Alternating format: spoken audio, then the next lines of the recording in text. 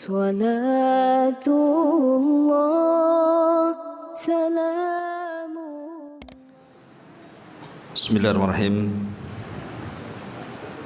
Assalamualaikum warahmatullahi wabarakatuh. Alhamdulillah wassalatu wassalamu ala Rasulillah wa ala alihi wa sahbihi wa mawalah wa la hawla wa la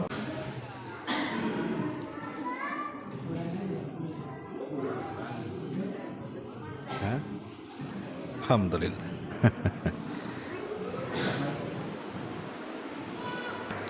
Ya, saya kira sabotase. Alhamdulillah. Baik, kita lanjutkan. Kajian kita masih membahas kitab Syarhus Sunnah di Imami Ahli Sunnati wal Jamaah Al-Imam Al-Barbahari rahimahullahu ta'ala. Kita masuk pada perkataan beliau rahimahullahu ta'ala, wa la tafarruda bis salati ala ahadin illa Rasulullah sallallahu alaihi wasallam wa ala alihi faqat. Dan tidaklah seseorang menyendirikan dengan salawat kepada salah seorang dan kepada keluarganya saja.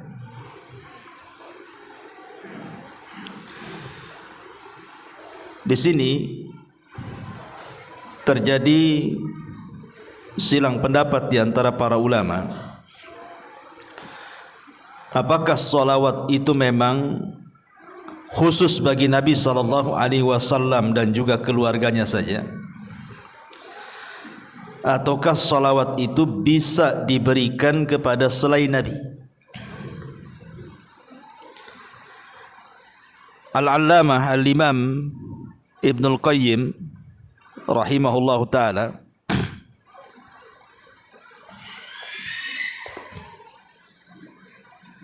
tes satu. Jadi Imam Ibnul Qayyim rahimahullahu ta'ala menyebutkan dalam Jala'ul Afham,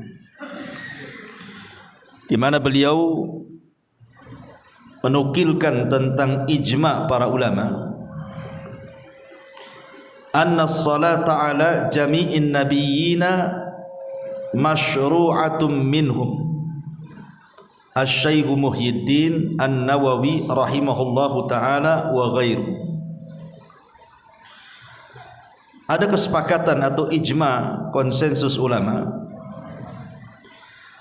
bahwa mengucapkan salawat kepada seluruh para nabi disyariatkan. Di antara yang berpendapat yang mensyariatkan adalah Al-Imam Muhyiddin atau dikenal dengan Al-Imam An-Nawawi rahimahullahu ta'ala dan yang lainnya. Tetapi ada riwayat Imam Malik bahwa tidak boleh bersalawat kecuali kepada Nabi saja. Imam Malik mengatakan tidak boleh bersalawat kecuali kepada Nabi saja. Inilah yang dikatakan oleh Imam Barbahari. Akan tetapi sebagian ulama mengatakan, seperti Syekh bin Baz rahimahullah ta'ala mengatakan, tidak mengapa seseorang itu bersalawat kepada selain Nabi, seperti mengatakan Allahumma salli ala ali fulan, Allahumma salli ala abi fulan. Kata beliau, la ba'sa, tidak mengapa. Akan tetapi jangan dijadikan syiar. Sekali-kali boleh, tapi jangan dijadikan syiar atau kebiasaan. Karena salawat yang disyariatkan itu hanya diberikan kepada para nabi saja. Adapun kepada selain para nabi, maka itu bentuknya hanya sekedar pujian saja. Dari sini terjadi silang pendapat. Cuman kalau melihat pendapat Imam Al-Barbahari di sini, seolah-olah beliau mengatakan tidak boleh bersalawat kecuali kepada Nabi saja dan kepada keluarganya. Tapi sedikit kita akan bicara seputar salawat. Di dalam Al-Quran, tepatnya pada surah Al-Ahzab 56, Allah Subhanahu wa taala berfirman, "Innallaha wa malaikatahu yusalluna 'alan nabi ya ayyuhalladzina amanu sallu 'alaihi wa sallimu taslima." Sesungguhnya Allah Subhanahu wa taala dan para malaikatnya, mereka bersalawat atas Nabi. Wahai orang-orang yang beriman, bersalawatlah kalian kepada Nabi dan ucapkanlah salam kepadanya. Ketika sebagian para ulama bicara tentang keutamaan Nabi Adam alaihi salatu wassalam, bahwa di antara keistimewaan Nabi Adam adalah para malaikat sujud kepada Adam. Ketika Allah Subhanahu wa taala berfirman, "Wa idz qala rabbuka lil malaikati isjudu li Adam fasajadu illa iblis." Dan ketika Rabbmu berkata kepada para malaikat, sujudlah kalian kepada Adam, semua malaikat sujud kepada Adam. Maksudnya di sini sujud penghormatan, bukan sujud ibadah.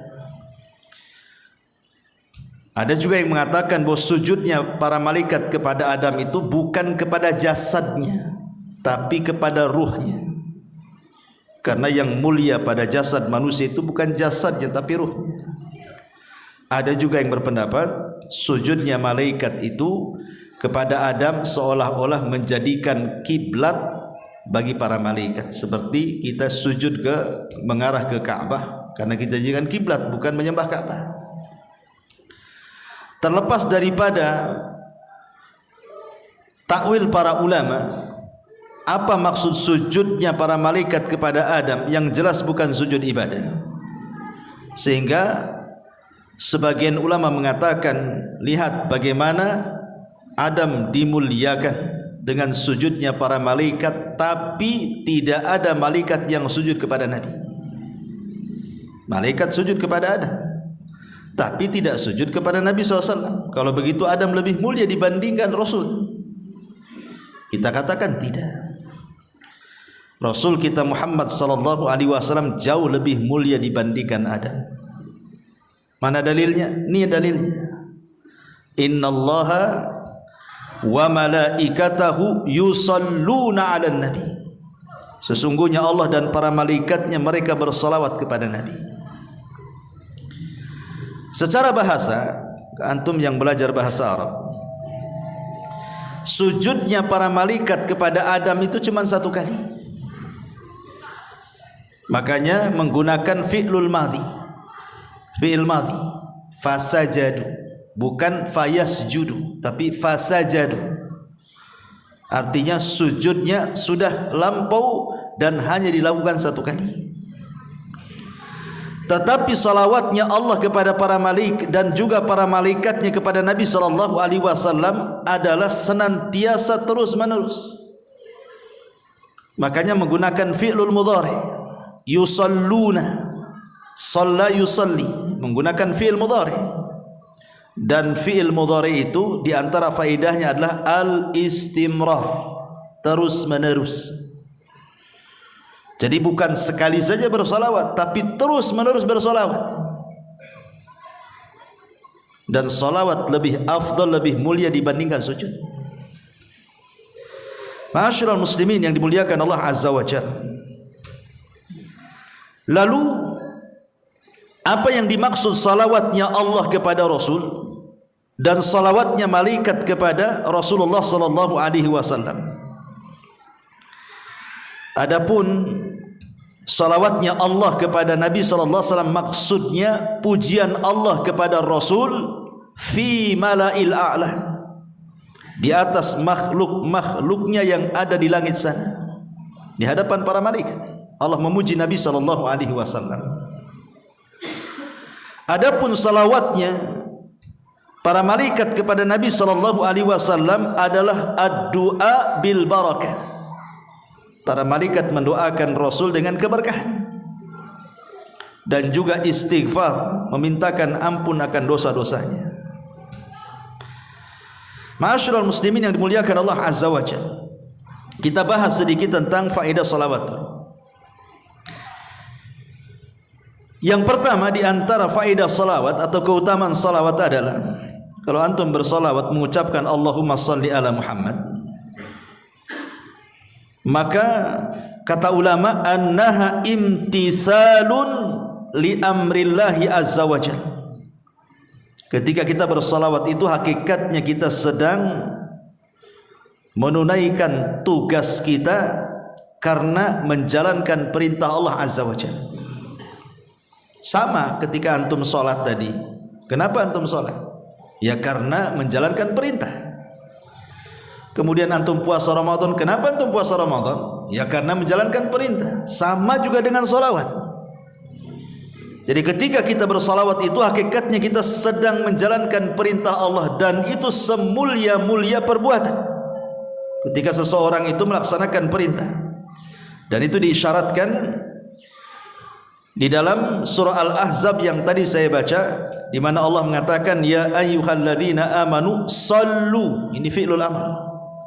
Wahai orang-orang yang beriman, bersolawatlah kalian. Artinya Allah memerintahkan dalam surah Al-Ahzab supaya kita bersolawat kepada Rasul. Jadi ketika kita bersolawat, hakikatnya kita sedang menjalankan perintah. Ini yang pertama. Yang kedua, annaha tarfa'u darajatil musalli fil jannati wa tukaffiru dhunubahu wa sayyi'atahu. Bahwa salawat kepada Nabi sallallahu alaihi wasallam bisa mengangkat derajat di mana? Di surga, dan menghapuskan dosa-dosa dan juga keburukan. Dan ini berdasarkan hadis Anas ibn Malik radhiyallahu anhu. Nabi sallallahu alaihi wasallam bersabda, man shalla alayya salatan wahidatan sallallahu alaihi ashra salawatin wa khuttat anhu ashru khati'atin wa rufi'at lahu ashru darajatin. Subhanallah, lihat faedah salawat di sini.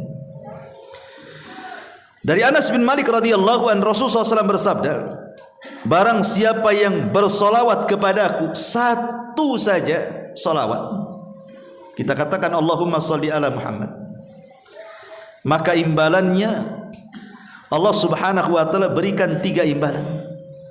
1 ibadah, 3 imbalan.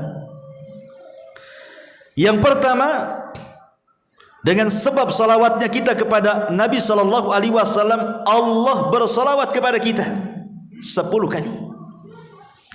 Dan salawatnya Allah, saya katakan tadi, adalah pujian Allah kepada kita di hadapan makhluknya yang ada di langit sana. Bayangkan antum jadi selebritis langit, Allah memuja-muja antum di langit sana 10 kali di hadapan para malaikatnya. Hanya gara-gara 1 salawat kepada Rasul menyebabkan Allah memuji kita 10 kali. Kemudian juga yang kedua, wa khuttat anhu asyru khati'at. Cukup sampai di situ? Tidak. Dan akan dihapuskan darinya 10 kesalahan. Cukup. Rasul katakan wa rufi'at lahu asyru darajat, dan akan diangkat 10 tingkatan. Luar biasa. Ya, salawat 1 kali saja sudah sedemikian rupa pahalanya. Antum kalau saya puji saja udah senang, atau antum dipuji orang besar senang. Gimana kalau yang memuji kita ini Allah subhanahu wa ta'ala? Tentu kita banggalah harusnya. Jadi kalau antum ingin dipuji-puji oleh Allah di hadapan makhluknya di sana, perbanyak salawat. Itu maksudnya. Ini yang kedua. Yang ketiga, annaha sababun likifayati humumil abdi wa in 'azumat. Dan memperbanyak salawat itu bisa mengobati kebingungan. Bisa mengobati kebingungan. Orang kan banyak masalah setiap harinya, ikhwan. Orang itu pasti akan ditimpa musibah setiap harinya. Masalah ini, masalah itu, macam-macam masalah. Kadang-kadang hidup kita ini kayak orang bingung, stres. Maka di sini dengan cara bersolawat, maka stres kita, bingung kita itu akan hilang. Dan itu berdasarkan hadis Ubay bin Ka'ab radhiyallahu an dari Nabi sallallahu alaihi wasallam, ketika dia berkata kepada Nabi sallallahu alaihi wasallam, "Ya Rasulullah, inni uqsiru salata alayka fakam aj'alu laka min salati?" Faqala ma syi'ta. Qala qultu ar-rubu'. Qala ma syi'ta. Fa in zidta fa huwa khairun laka. Qultu nisf. Qala ma syi'ta. Fa in zidta fa huwa khairun laka. Qala qultu, dia mengatakan thulutsaini. Qala ma syi'ta. Fa in zidta fa huwa khairun laka. Qultu aj'alu laka salati kulliha. Qala idzan tuqfa hammuka wa yaghfiru laka dzambuk. Rawahu Tirmidzi. Jadi Ubay radhiyallahu an, Ubay ini seorang sahabat yang dipuji oleh Nabi sallallahu alaihi wasallam dan direkomendasikan diambil Qur'annya. Ubay bin Ka'ab ini seorang sahabat dari 4 sahabat yang direkomendasikan Rasul, ambillah Al-Quran dari 4 orang. Salah satunya Ubay bin Ka'ab. Bahkan namanya pernah disebut oleh Allah subhanahu wa ta'ala ketika kita membahas tentang asbab nuzul surah Al-Bayyinah.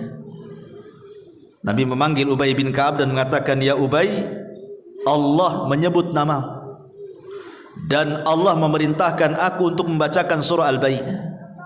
Ubay enggak percaya dan mengatakan, "As-sammanillah, namaku disebut-sebut Allah wahai Rasul." Kata Rasul, "Ya." Fabaka. Ubay pun menangis. Enggak nyangka nama dia disebut-sebut Allah. Abu Bakar aja enggak disebut, Umar enggak disebut, dia pula disebut. Ya.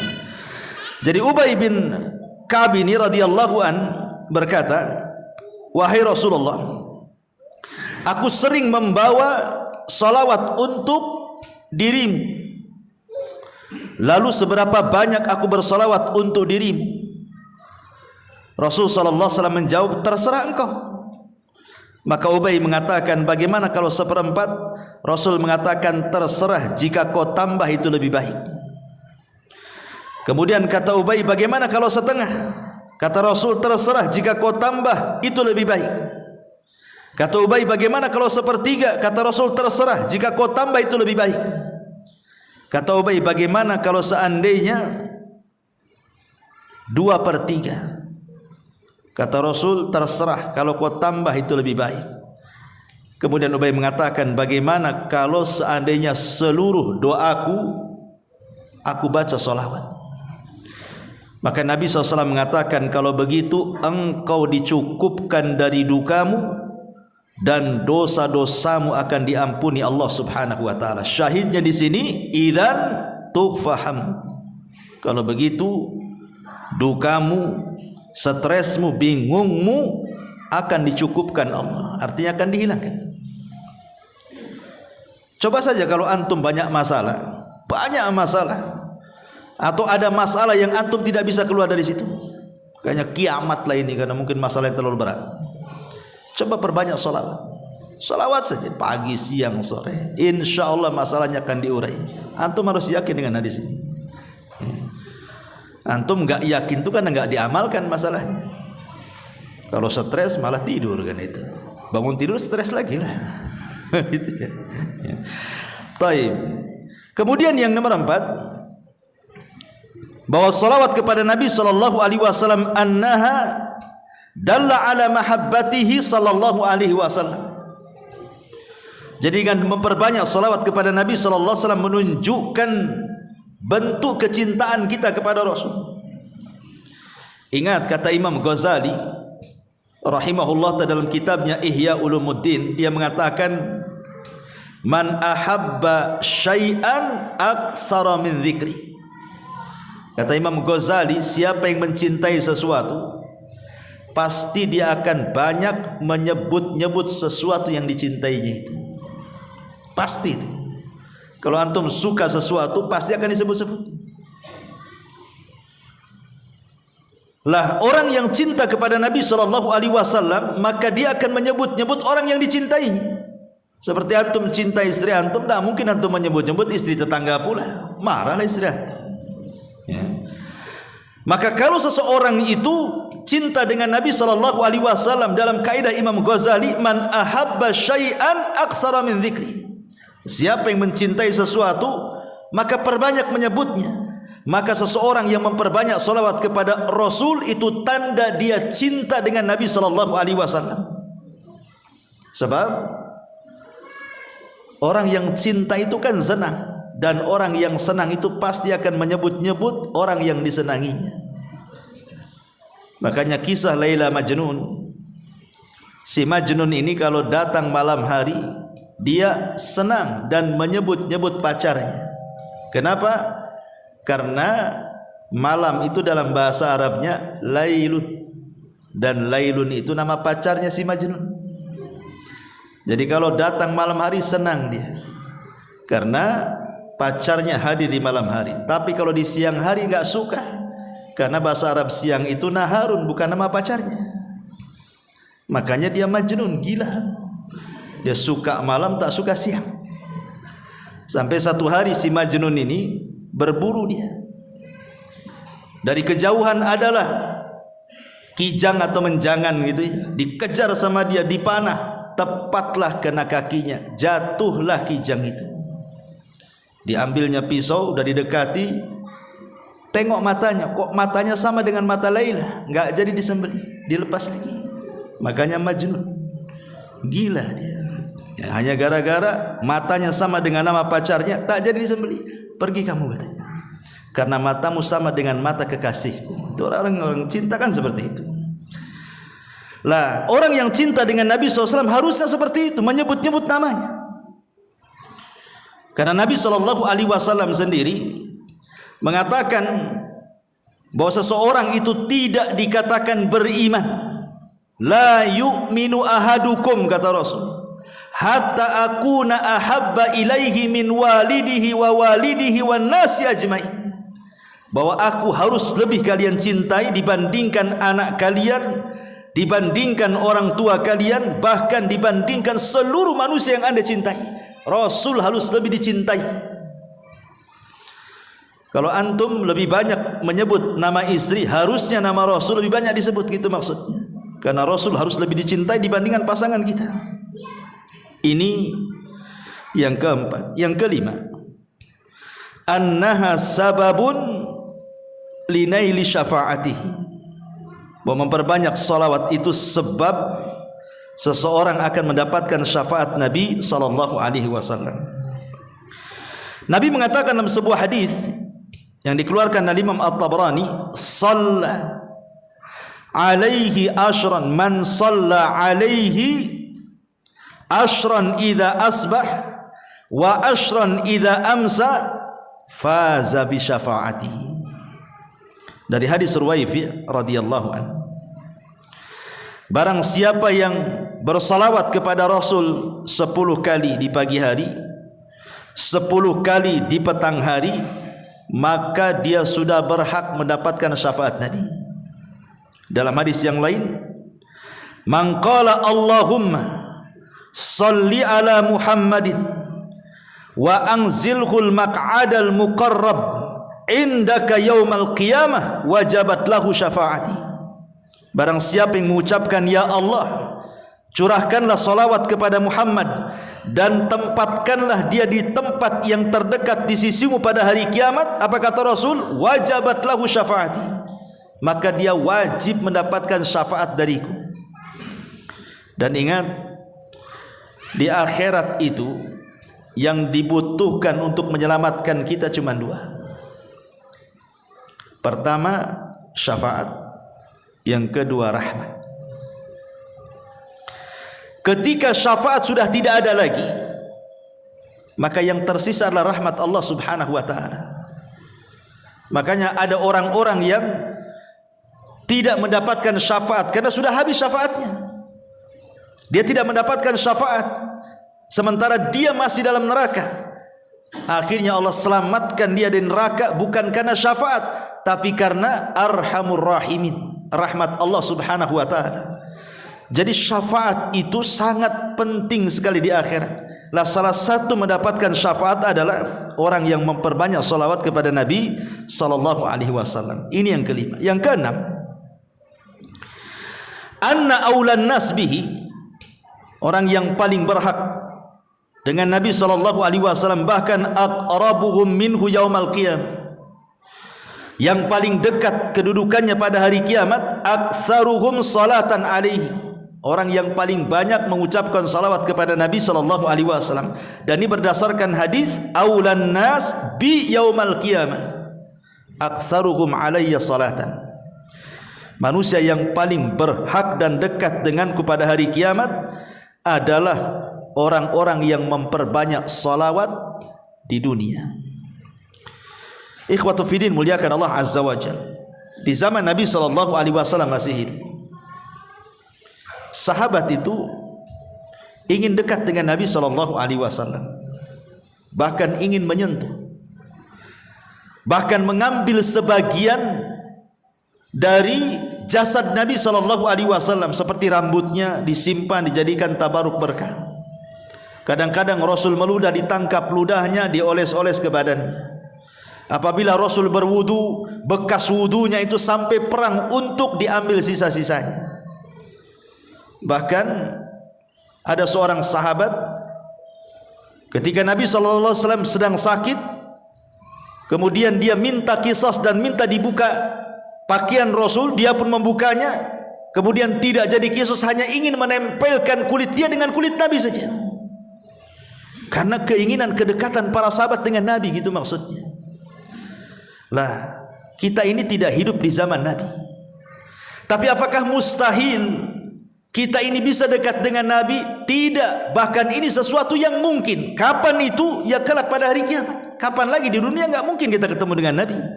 Satu-satunya tempat berjumpa kita dengan Nabi adalah kelak pada hari kiamat. Lah, supaya kita lebih dekat dengan Nabi sallallahu alaihi wasallam, dalam hadis ini aulan nas bi yaumal qiyamah aktsaruhum salatan. Orang yang paling dekat dengan Nabi adalah orang yang paling banyak salawatnya kepada Nabi sallallahu alaihi wasallam. Ini yang nomor 5. Nomor 6, inna salatal abdi wa salamahu tu'radu ala nabihi fi qabri. Sesungguhnya salawatnya seorang hamba dan ucapan selamat itu akan ditampakkan kepada Nabi dalam kuburannya. Jadi kalau saya mengucapkan Allahumma salli ala Muhammad, maka ada malaikat yang membawa salawat saya kemudian dibawa ke kuburan Nabi. Kemudian malaikat ini menyampaikan, ya Rasulullah, Abu Humairah bersalawat kepadamu. Maka Nabi SAW akan membalas 10 kali lipat salawat saya. Dan sekali lagi saya katakan, salawat itu artinya ad-du'a bil barakah, mendoakan keberkahan. Jadi kalau kita mendoakan keberkahan kepada Rasul 1 kali, maka Rasul akan mendoakan keberkahan kepada kita 10 kali. Coba bayangkan, antum didoakan Nabi loh. Nabi yang mendoakan kita. Makanya ada anak kecil Rabi'ah al-Aslami radhiyallahu anhu, belum balik di zaman Nabi. Rabi'ah al-Aslami ini, dia suka membantu Nabi. Dia kalau malam, sepertiga malam, dia siapkan air. Belum balik anak ini, tapi rajin kemudian menyiapkan apapun yang dikehendaki Nabi SAW di malam hari. Akhirnya Rasul pun iba dengan anak ini. Kemudian satu hari dipanggilnya dan mengatakan, ya Rabi'ah, mintalah sesuatu aku akan beri. Ya kalau anak-anak di zaman sekarang ya pasti minta handphone lah sama Nabi. Itu ya kan. Minta apa lagi? Minta mainan kan. Tapi anak-anak di zaman itu bukan itu yang diminta.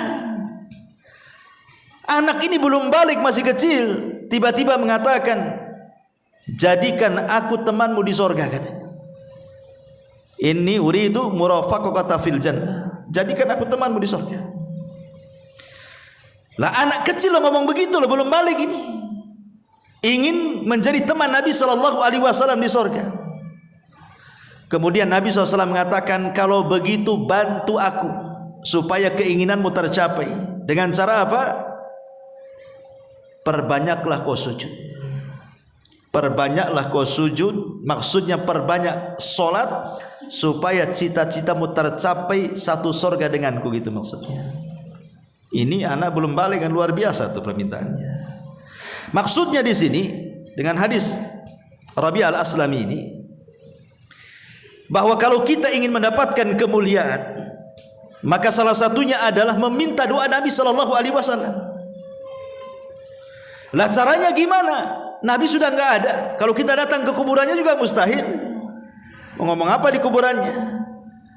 Maka yang memungkinkan adalah salah satunya cukup antum di rumah, di masjid, di jalan, bagi ibu-ibu mungkin di dapur, terserah di mana saja. Cukup mengucapkan salawat Allahumma salli ala Muhammad. Salawat kita dibawa malaikat sampai ke kuburan Nabi, disampaikan. Habis itu Nabi SAW mendoakan kita 10 kali lipat dari salawat kita. Kita mendoakan kebaikan kepada Rasul 1 kali, Rasul mendoakan keberkahan 10 kali. Coba bayangkan, luar biasa ya kawan. Ya, itulah keajaiban salawat. Taib asyrul muslimin yang dimuliakan Allah Azza wa Jalla. Kemudian nomor 7, annaha sababun fi istijabatid du'ai. Bahwa salawat itu sebab seseorang bisa memungkinkan untuk cepat dikabulkan setiap permintaannya. Dari Fadalah Ibn Ubaid radhiyallahu an, dia mengatakan, Nabi SAW satu hari mendengar ada seseorang dalam solatnya, dia tidak bersolawat kepada Nabi SAW. Jadi ada orang solat kemudian berdoa, Nabi dengar, tapi dalam doanya tidak menyertakan solawat. Jadi sami'an Nabi SAW rajulan yad'u fi salatihi falam yusalli ala Nabi. Apa kata Nabi SAW? Ajilah hada, tergesa-gesa orang ini dalam berdoa.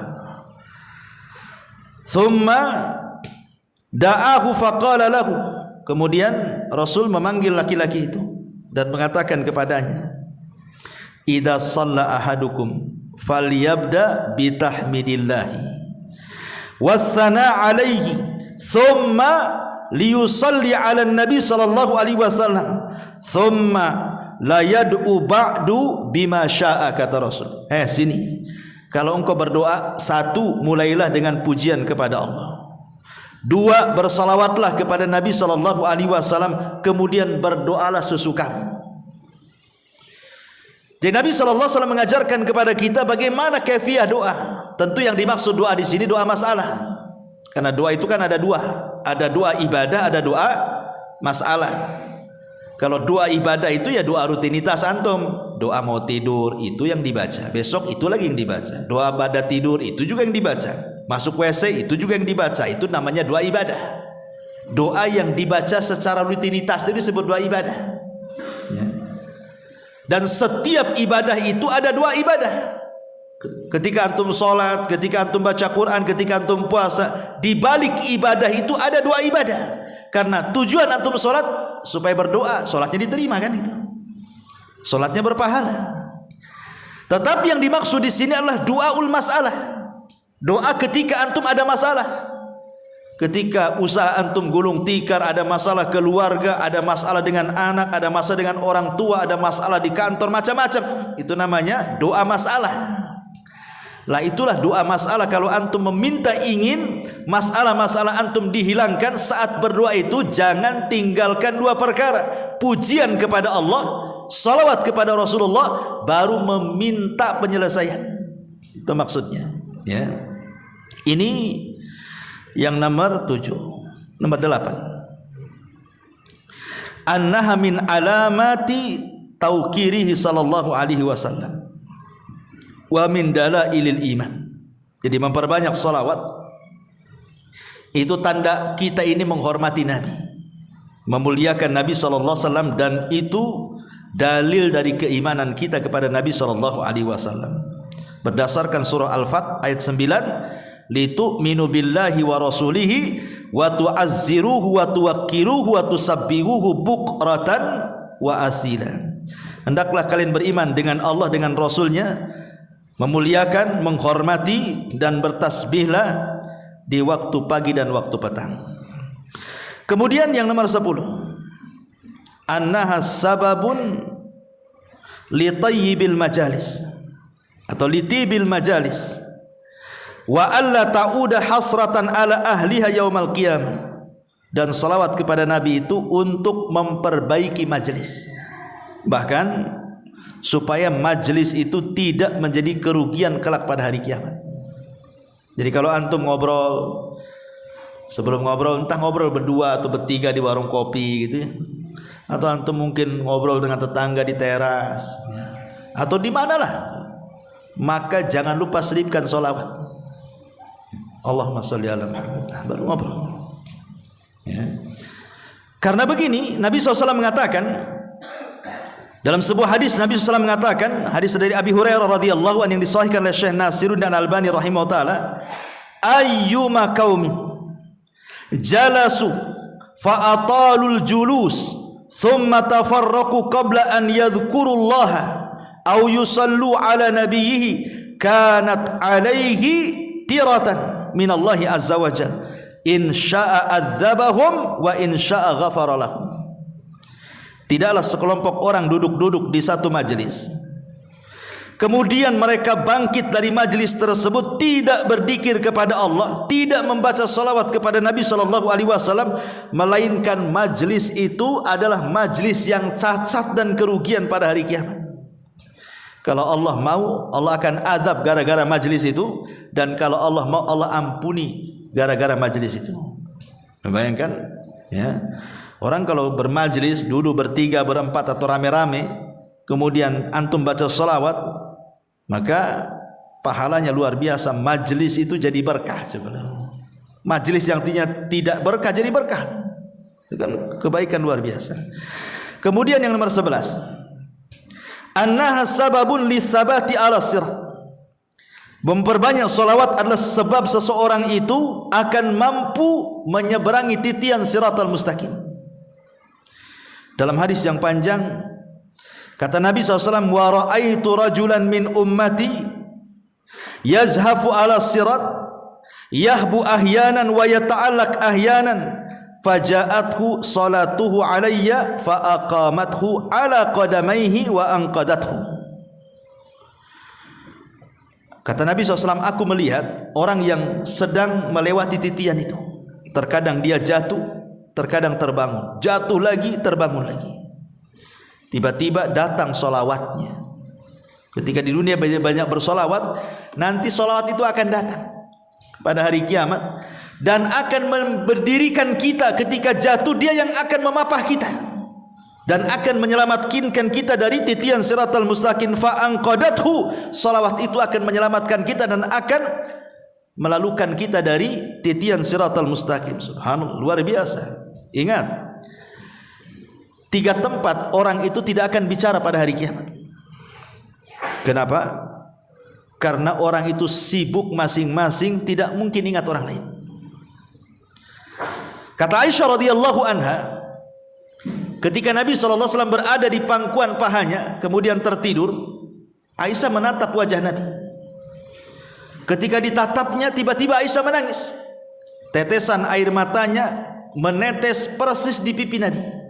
Sontak Nabi bangun, duduk, ditatapnya Aisyah. Kemudian mengatakan, ya Aisyah, lima tabki wa lima dumu. Kenapa kau menangis dan apa itu air mata yang kau lelehkan dari pipimu? Maka Aisyah radhiyallahu anha mengatakan, ya Rasulullah, tadzakkartu yaumal qiyamah. Rasul, ketika aku melihat wajahmu, aku teringat hari kiamat. Hal tadhkuru bi ahlika yaumal qiyamah? Masih ingatkah engkau wahai Rasul kelak pada hari kiamat dengan istrimu, dengan keluargamu? Ataukah sudah lupa dengan kami semuanya? Maka Nabi SAW mengatakan, amma fi thalathati mawatin fala yadhkuru ahadun ahada. Adapun di 3 tempat orang tidak mungkin ingat siapapun. Kemudian Nabi SAW mengatakan, 1 di tempat penyeberangan, titian Siratal Mustaqim, orang tidak akan ingat siapapun. Yang diingatnya bagaimana caranya dia bisa nyeberang dari situ. Yang kedua, inda tatayurus suhuf, ketika lembaran diterbangkan, orang tidak akan ingat siapapun sampai dia mampu mengambil catatannya dengan tangan kanannya dan tidak dengan tangan kirinya. Kemudian yang ketiga, indal mawazin, saat di tempat penimbangan amal, orang tidak akan ingat siapapun sampai betul-betul kebaikannya lebih berat dibandingkan keburukannya. Artinya bahwa ketika seseorang tidak ingat apapun saat menyeberang titian Siratal Mustaqim, berarti kondisi menyeberang itu sangat menakutkan karena fokus dia, nggak ingat siapapun. Makanya Nabi SAW ketika menyeberang titian itu, beliau berdiri di ujung titian. Setiap ada umatnya yang lewat, dia mengatakan, Rabbi salim salim, ya Rabb selamatkan dia, selamatkan dia.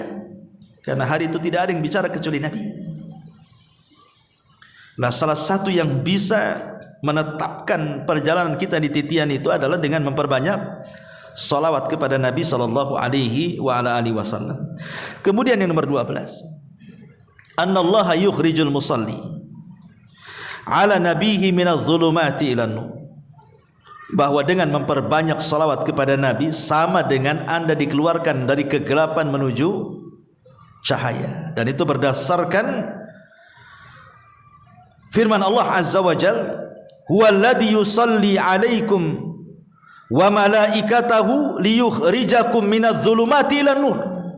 Dialah yang bersalawat kepada kalian dan para malaikatnya untuk mengeluarkan kalian dari kegelapan menuju cahaya. Maksudnya dari kesesatan kepada petunjuk, ya, dari tidak tahu menau, kejahilan kepada ilmu. Jadi memperbanyak salawat itu mencerdaskan, ya. Kemudian juga yang nomor 13, annaha sababun li ibqa'i dzikril hasanil abdi, bahwa dengan bersalawat itu menyebabkan tetapnya penyebutan kebaikan kepada seorang hamba. Dan tadi saya sudah sebutkan, orang yang banyak bersalawat, Allah akan sebutkan kita di hadapan para malaikatnya dengan kebaikan. Dan itu kebanggaan bagi kita. Allah memuji kita loh di hadapan para malaikat, ya. Kemudian yang nomor 14, annaha sababun lidawami mahabbatihi wa ziyadatiha, bahwa salawat itu untuk mendawamkan kecintaan kita kepada Rasul dan juga menambah kecintaan kita kepada Nabi SAW, termasuk juga sebab seseorang itu tidak dianggap bakhil. Mungkin dalam benak kita ketika bicara soal bakhil, pasti konotasinya orang itu kalau kita mau pinjam uang tak kasih, bakhil dia. Pinjam modal tak kasih, bakhil itu. Itu kaya tapi tak pernah kasih orang. Itu mungkin konotasi kalau kita bicara soal bakhil. Tetapi sebenarnya di sana ada orang yang dikatakan sangat bakhil, lebih bakhil daripada orang nggak pernah bantu orang. Apa itu? Ketika disebutkan nama Nabi, antum tidak bersalawat. Maka kata Rasul itu abkhaluna, sebakhil-bakhilnya manusia. Apabila nama Rasul disebut, antum diam saja. Antum sebakhil-bakhilnya orang bakhil. Ya, orang yang tidak pernah bantu orang padahal dia mampu itu dikatakan bakhil. Tapi ini bukan sebakhil-bakhilnya orang bakhil. Tapi sebakhil-bakhilnya orang bakhil ketika antum tidak mau menyebut nama Nabi atau mendengar nama Nabi tapi tidak mau menjawab salawatnya. Na'udzubillah. Ya, sudah azan. Subhanallah bihamdika asyhadu an la ilaha illa anta astaghfiruka wa atubu ilaik. Allahu ta'ala. Assalamualaikum warahmatullahi wabarakatuh.